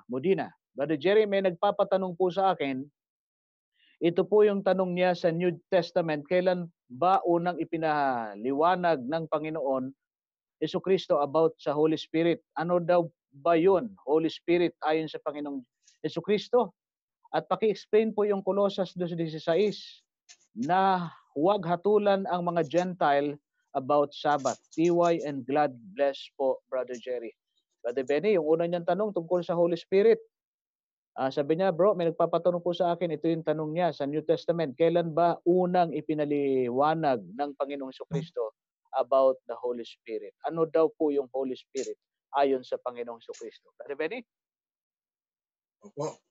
Unang, ang Panginoong Jesucristo sa kanyang pagpapakilala, sa pagpipresent niya sa Banal na Espiritu, ay mayroong isang tala sa Biblia sa aklat po ng Juan 14:16 at 17. Ito po ang ating mababasa. John 14:16 at 17. Sabi nito ay ganito, at ako'y dadalangin sa Ama at kayo'y bibigyan niya ng ibang mga aliw upang siya'y sumainyo magpakailanman. Verse 17. Sa makatuwid bagay ang espiritu ng katotohanan na hindi matatanggap ng sanlibutan sapagkat hindi nito siya nakikita ni nakikilala man siya. Siya'y nakikilala ninyo sapagkat siya'y tumatahang sa inyo at sa inyo. Yan ang introduction ng ating Panginoon sa banal na espiritu. Ayun. At yun ay kaya yan po, Brother Benny, ay pinakikita ng Panginoon Jesucristo na ang banal na espiritu ay hindi po yan hangin o puwersa, Brother Benny, kundi being, ikatlong persona ng kadyusan. Di ba, Brother Benny? Yung binasa mo yun, ano? At hindi siya yung ama. Kung ipakikilala niyang yan ay kanyang kapangyarihan, taliwas na taliwas doon sa napakano naman ito, no? Self-explanatory, no? Sinasabi niya, ito'y ako rin. Hindi pwedeng gano'n kasi ng mga Trinity, yan ang sinasabi. Yung Holy Spirit siya rin, hindi pwede. Magsisinungaling ba rito si Kristo? Ipinakikilala niya. Ang ganda ng pakilala niya, no? Ako'y dadalangin sa Ama at kayo'y bibigyan niya ng ibang mga aliw. Nakita mo yan, iba, hindi siya. Yun, linaw po nun. Brother Benny, Colossus 2:16, yung huwag hatulan ng mga Gentile tungkol sa Sabat. Opo, pabalik-balik na tayo dyan. Siyempre, Oo nga. lagi ng, basahin natin. Ang maganda, siyempre, yan yung information. Karagdagan. Colossus 2:16. Sabi rito, sino man ngay huwag humatol sa inyo tungkol sa pagkain o sa pag-inom o tungkol sa kapistahan o bagong buwan o araw ng Sabat. Ito, kaya tinatanong ito kasi may hugot. Baka iniisip nila, pwede nang kumain ng karumal-dumal. Hindi po. Yung pagkain binabanggit dyan, yung pagkain ng mga tinapay na walang liberdura at yung mga pagkain na kinakain ng mga saserdote pagkalubulubog ang araw sa ika-14 o ika-21 days sa gabi, yung tinatawag na kordero ng Paskwa. O kaya rito, ang sabi yung pag-inom. Ano bang pag-inom? May mga inumin din na ginagawa na inihahandog at inilalagay bilang hain doon bahagi ng paglilingkod sa sanktuaryo. Tungkol sa kapistahan, ginagawa nila ito, itong mga rituals, itong mga sakripisyo, ang tawag nila dito ay kapistahan. No? Tungkol sa mga buwan, bakit? Kasi ito ay ginagawa nila tuwing sa panibagong buwan hanggang sa panibagong buwan na may kinalaman sa mga festival ng mga Hudyo tungkol sa santuario. At ang sabi, o araw ng Sabat, sa English, Sabbath days. Ito yung tinatawag na sunod-sunod na araw-araw na Sabat mula 1 hanggang 21. Puro ano yan, Sabat na sunod-sunod.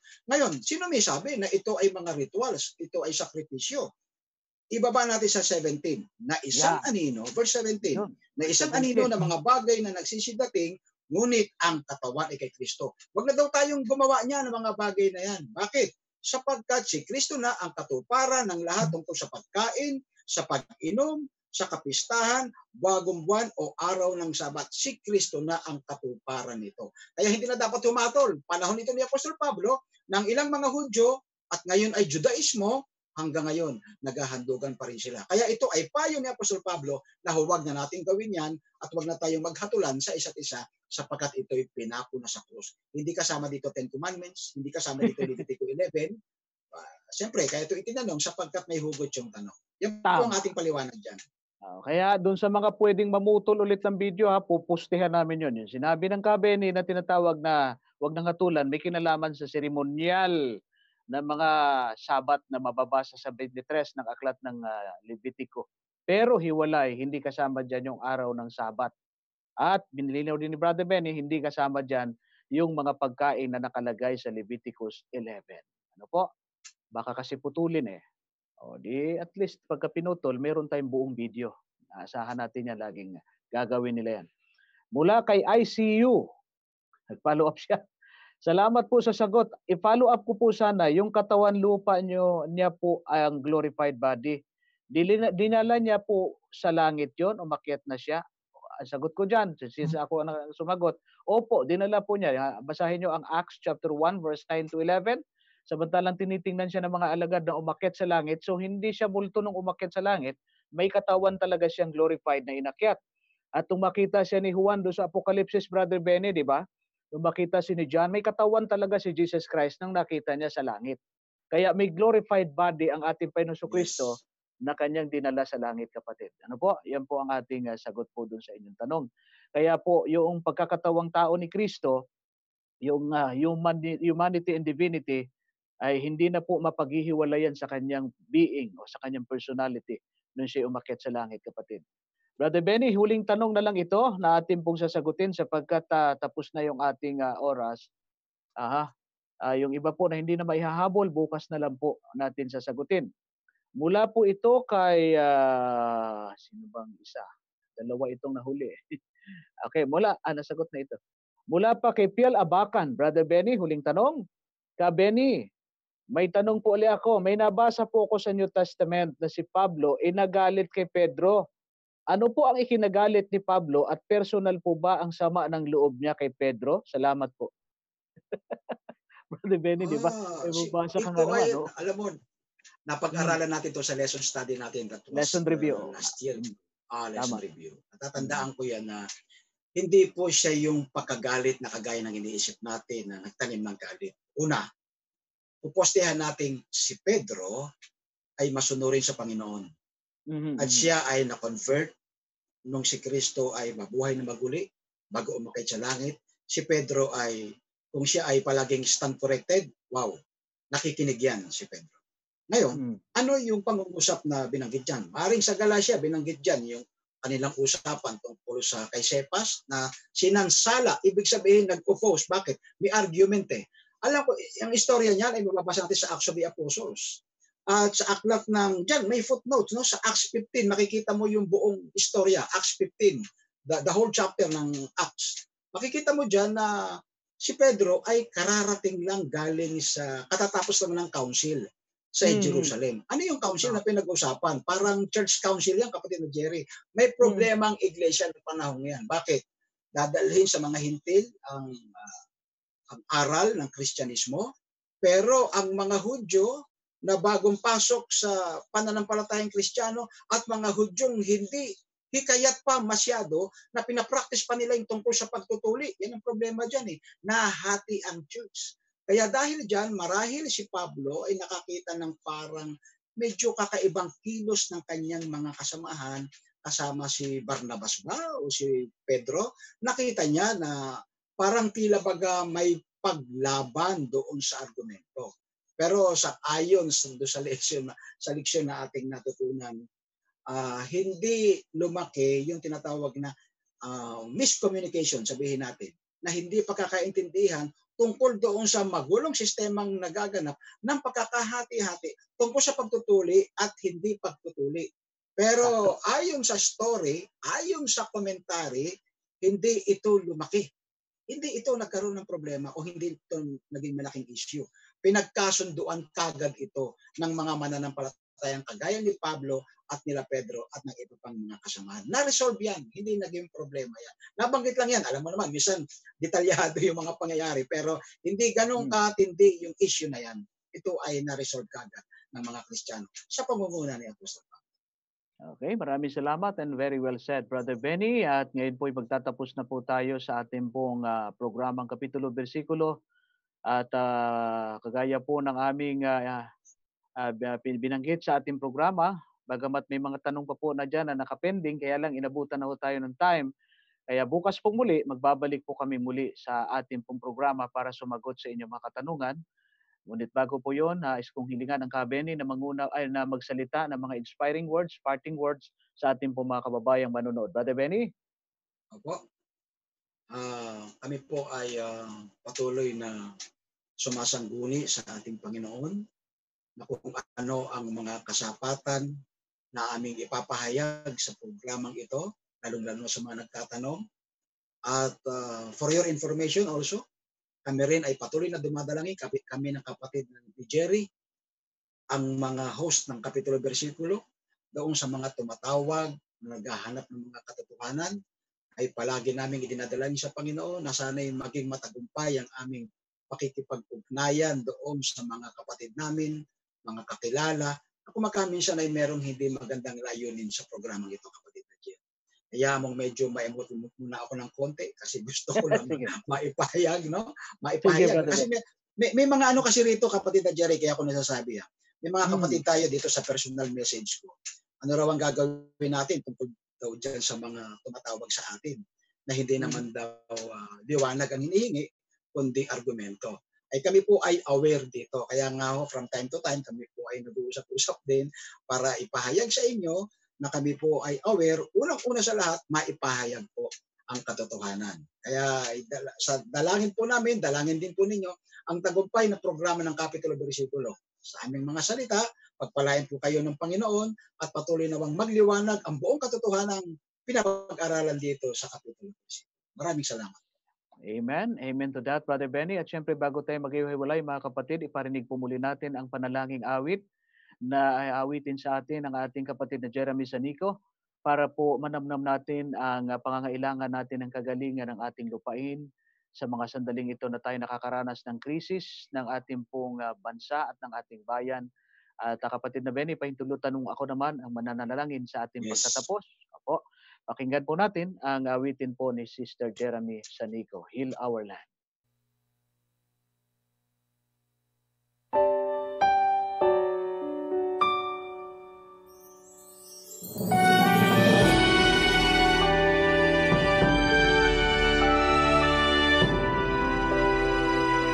Na ngayon ay nakakaranas ng krisis na ito ng patuloy na sana po ay pagalingin ng Panginoon sa lalong madaling panahon ng ating bansa at ang buong mundo upang tayo po ay magbabalik sa normal ang ating mga ginagawa at ang ating mga trabaho ay hindi na maapektuhan. At syempre, ang pinaka-importante sa lahat, na wala na sanang mga buhay pa ang madagdagang mapahamak dahilan sa coronavirus na ito. Tayo po ay mananalangin mga kapatid sa ating pagtatapos.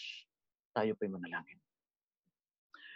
Ama naming banal, Diyos naming makapangyarihan sa lahat, maraming salamat po Panginoon sapagkat kayo ang may nais na kami ay inyong tutugunin sa pamamagitan ng aming pananalangin may pananampalataya. Maraming salamat sa inyo pong kabutihan. Ang programang ito ay inyong ginagamit upang magpalakas sa pananampalataya ng aming mga kapatid at sumaway at magkaroon ng pagdepensa sa mga nangaatake sa inyong mga doktrina sa Biblia at sa mga dalisay na turo ng inyong bayan, ng inyong nalabing iglesia. Ngayon o Diyos, matapos naming marinig ang mga tanong at mga kasagutan mula sa mga kapitulo at bersikulo ng Biblia, amin pong idinadalangin sa inyo ang espesyal na mga panalangin ng aming mga kapatid. Lalo na po sa kalagayan ng aming bansa na ngayon ay nakakaranas kami ng krisis, ng aming kahirapan, hindi lamang po sa aming pong kalusugan, kundi maging sa aming mga kabuhayan. Marami kami mga kababayan na nawalan ng trabaho, hindi makapagtrabaho dahil sa ito po ay quarantine, community quarantine na status pa rin ay nasa amin. Amin po dalangin, Panginoon, na sana huwag po ninyo kami pagkukulangin ng lahat ng aming mga pangangailangan, material man at lalo tigit sa espiritual na mga bagay. Espesyal namin dinadalangin ang aming mga frontliners, Panginoon, na sila ay bayani ng aming kapanahunan ngayon na nagsasalba ng buhay ng maraming mga kababayan namin at mga kapatid namin at mga tao sa buong mundo, mga doctors, nurses at iba pa mga medical practitioners. Kasama po ng aming mga kapatid na mga kasundaluhan, ng aming mga local government officials at ang mga nangangasiwa sa aming bayan, ng aming Pangulo, ng aming bansa. Amin pong idinadalangin sila, Panginoon, na sana po inyong bigyan sila ng kapangyarihan, ng lakas, ng pangangatawan, ng proteksyon upang sila ay hindi tamaan ng coronavirus na nagpahirap sa kalusugan ng bawat mga tao na meron pong karanasan na sila ay na-infect na salot na ito. Panginoon, inyo pong proteksyonan ang aming pong mga frontliners. Inyo po silang gamitin na mga epektibong mga workers ninyo para marami mga buhay ang kanilang maisalba at matapos na po ito pong paghihirap ng aming bayan, lalo na po ang aming bayang Pilipinas at ang buong mundo na naapektuhan ng pandemic crisis na ito. Panginoon, amin pong espesyal na dinadalangin ang mga kapatid namin may mga kahilingan katulad po ni Leo Adin na nagbigay ng aming ng prayer request dito sa aming pong programa na nais po niyang isama sa panalangin ang kanyang kaibigang si Roselia Alcantara dahil sa ito na lamang po ang miyembro ng pamilya na hindi po nahawaan ng COVID. At sana, Panginoon, ang aming kapatid na ito na taga Cavite na natitira na lamang sa kanyang pamilya, sana po inyo po siyang bigyan ng kalakasan na siya po ngayon ay nakakaranas ng lagnat at pagdurugo ng kanyang ilong. Panginoon naming Diyos, mahabag po kayo. Bigyan po ninyo ng kagalingan at proteksyon ng aming kapatid na ito na ipinapanalangin po namin na sana, Panginoon, ay hindi siya makagaya noong pong aming mga kaibigan na mayroon pong infection na magbibigay ng matinding karamdaman at malubhang sakit sa kanila. Panginoon, pagpalain po ang aming kapatid na ito. Amin dinadalangin ang aming pong kapatid na nais din pong magsama ng aming panalangin sa inyo. Ito po ay si Angela Eden. Ang kanyang panalangin po namin, Panginoon, na siya ay nasa Thailand at siya ngayon ay nagdaranas ng depression at anxiety. Panginoon, sana po inyong pagpalain ang aming kabataang ito na sana po ay magkaroon ng mabuting kaisipan na maalis na sa kanya ang mga depressed na kalagayan at yung anxiety na nagpapahirap sa kanyang kalusugan. Amin dinadalangin, O Diyos, ang aming pong kapatid na si Clef Pabelia Dagsang na siya po ay nagnanais na magkaroon ng panalangin sapagkat isa sa kanya po ang naranasan niya yung sintomas ng COVID-19. Kaya humingi po siya ng dalangin, Panginoon, na sana siya inyong pagalingin sapagkat alam namin, O Diyos, na ikaw ang aming dakilang manggagamot. Amin din pong idinadalangin, Panginoon, sa inyo ang amin pong doktora na amin pong humingi ng panalangin sa inyo pong mga lingkod dito sa programa naming Kapitulo Bersikulo na siya po ay nagpositibo din sa kanyang panggagamot ng coronavirus at siya po ay naapektuhan. Panginoon, sana po inyong pagkakaloob ng kagalingan ang aming pong kapatid na ito na isang doktora na ngayon po ay nagpositibo sa coronavirus. Panginoong Diyos, kami naniniwala na walang imposible sa inyo at ang lahat ng mga prayer request na narito na hindi po namin maisa-isang banggitin ang kanilang mga pangalan. Subalit alam namin, O Diyos, na talos ninyo ang kanila pong mga pangangailangan at ang kanilang mga kahilingan. Nawa, Panginoon, na inyong diringgin sa langit at inyo pong ipagpakaloob ang nais ng kanilang mga kahilingan. At nais din po namin idalangin, O Diyos, ang yung nabanggit po naming doktor ay si Dr. Carmina Puentavilla at amin po isinasama, Panginoon, ang iba pa namin mga frontliners na naapektuhan din po ng coronavirus. Ganon din, Panginoon, ang amin pong kapatid na si Jong Enriquez na nais niyang ipasama sa panalangin ang kanyang brother na nagpositibo din sa COVID-19 na si Franz Lloyd Enriquez. Panginoon, kayo po ang patuloy na magpagaling sa aming mga kapatid na ito. Ganon din po ang panalangin ni si Jimbol Caseda na nais po nilang magkaroon ng special na panalangin ang mga frontliner namin na nasa hanay ng Philippine National Police diyan sa Caraga Region. Nawa po ay maging safe po sila sa kanilang trabaho at sana po ay lagi po silang gabayan ng inyong mga piling anghel na wag po silang mahawaan ng coronavirus na ngayon ay nagpahirap sa aming pong bayan. Panginoon, amin din pong idinadalangin sa inyo ang aming kapatid na si Ali Billones. Inyo pong pagpalain ang kanya pong kahilingan. Anuman ang kanya mga pangangailangan, kayo po nawa ang tumugon sa kanya mga kailangan. At amin din idinadalangin, O Diyos, ang aming pong kapatid na Jenny Tayas, na siya po, Panginoon, ay nais na magsama sa kanyang pananalangin sapagkat nakaranas po siya ng pagsakit ng kanyang lalamunan at siya po ay nagpa-check up. At yung doktor, ang sabi po sa kanya na nagpainom ng antibiotic, sana, Panginoon, ay mag-negative siya sa coronavirus at sana ay gumaling na rin po siya sa kanya pong nararamdaman sa kanyang katawan. Nais din namin ilapit sa iyo yung pong panalangin ni George Calvateo Rosales na nais po niyang ipanalangin ang kanyang misis na si Hilda Rosales para sa kanyang pagaling. Kayo po nawa ang siyang magpagaling sa aming kapatid na ito, Panginoon. Kami naniniwala na hindi man namin maisa-isa yung mga prayer request na amin pong natanggap sa aming mga manonood. Pero alam namin na talos po ninyo ang laman ng kanilang mga puso at ng kanilang mga isipan. Naniniwala kami na masigit kang makapangyarihan na tutugon sa lahat ng kanilang mga pangangailangan. Salamat po sa inyong pagtugon sa aming panalangin. Ipagpatawad po ninyo ang lahat ng aming nagawang pagkakasala at pagkukulang sa iyo. Ito po ang aming dalangin sa pangalan po ng aming Panginoong Hesus. Amen. Mga minamahal po namin suking taga-subaybay, muli po kaming nagpapasalamat at maasa kami na muli po ninyo kami sasamahan bukas po muli ng gabi sa ganap na alas bukas, Brother Benny, okay lang ba sa'yo kung gawin nating earlier, alas 6? Dahil yun naman ay Sabat na. Pwede naman. Friday. Oo, kasi tama-tama. Yan, tamang-tama. Paglubog ng araw, magpapasimula na po ang kapitulo versikulo. Sundown ng Sabat na po yun. Abangan po ninyo, magpapasimula tayo earlier, 6 o'clock. Ano po? Paglubog ng araw ng Sabat, pasimula ng araw ng Sabat, magpapasimula na po ang kapitulo versikulo para hindi tayo masyadong gabihin sa ating pagtatapos. Ano po? At bukas po, amin sasagutin pa yung inyong mga katanungan na nabinbin na hindi pa ho namin nasasagot. Sa pangalan po na bumubuo ng programang Kapitulo Bersikulo at siyempre po ng ating mga nasa likod ng ating mga kamera, ang Tinig sa Ilang Production, ang aking kapatid na si Che, ang aking pong aking anak na si Shula, ang aking mga pamangkin na si Kathleen at saka si Bogs, at siyempre po ang mag-asawang Mark Anthony and Sister Reza Nabor na nandiyan po sa kanilang tahanan, na lagi pong nangunguna at nag-troubleshoot ng ating mga technical. Siyempre, ang aking kapartner sa programang ito, nakasama natin sa talakayan, ang ating pong Mr. John Travolta, nag-iisang propesor sa aming grupo. Nagpapatuloy sa ligasya ng Kamenong, Brother Benny Filomeno. At ito naman po ang inyong lingkod kay Kristo, kapatid na Jerry Sibilia. Kami po ay lubos na nagpapasalamat sa inyong walang sawang pagsubaybay. Makikita-kita po muli tayo bukas sa ganap na ika-6 ng gabi. Philippine time po yan, para po ipagpatuloy ang ating pag-aaral ng mga kapitulo at bersikulo ng Biblia. Maraming salamat po sa inyong walang sawang pagsubaybay at magandang gabi po sa inyong lahat. God bless you all.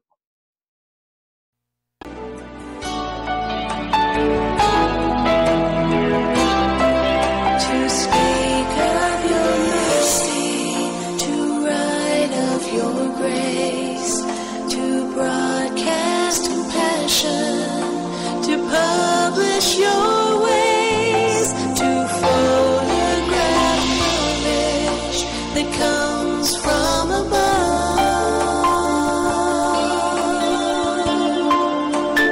Lord, let my life